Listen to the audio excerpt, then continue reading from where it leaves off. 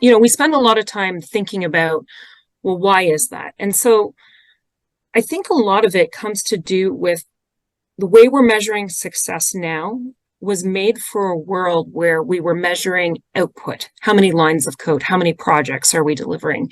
How many integrations?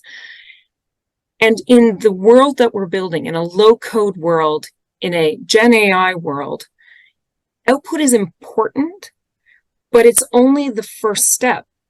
And what you really need to do is to make that linkage between those software development KPIs and business outcomes, is you need to kind of line them up in increasing maturity.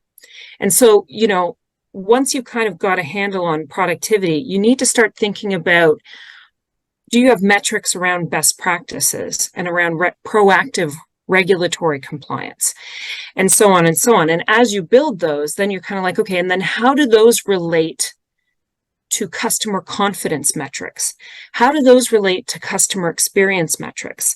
And you have to kind of line them up so that you're moving from understanding how output maps directly to outcome, and start thinking more about the outcome you're trying to deliver, and then working down into, okay, what output do I need to get there? And that's a bit of a different way than how we've measured success previously.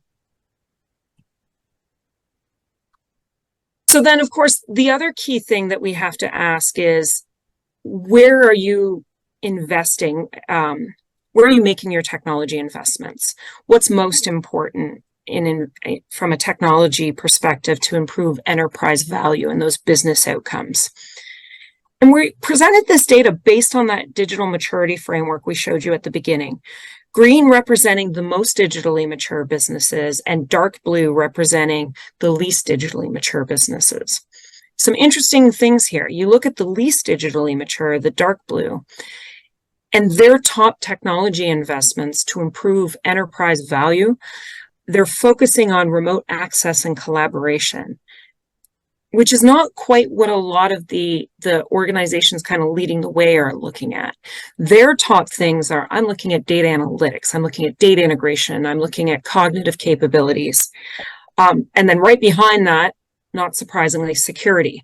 I want to make sure I'm doing this in a way that doesn't put the organization at risk.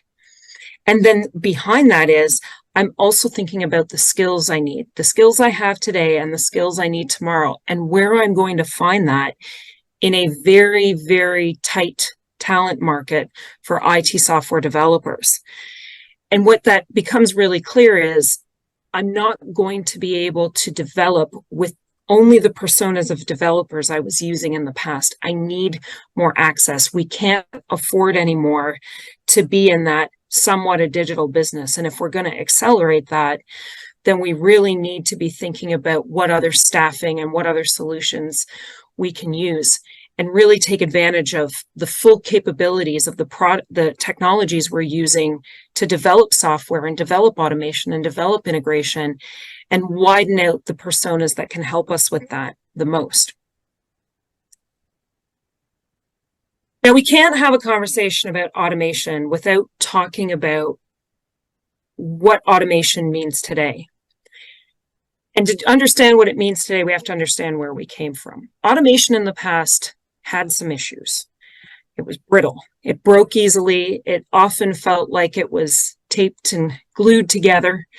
It was very fragmented. It solved one part of a process.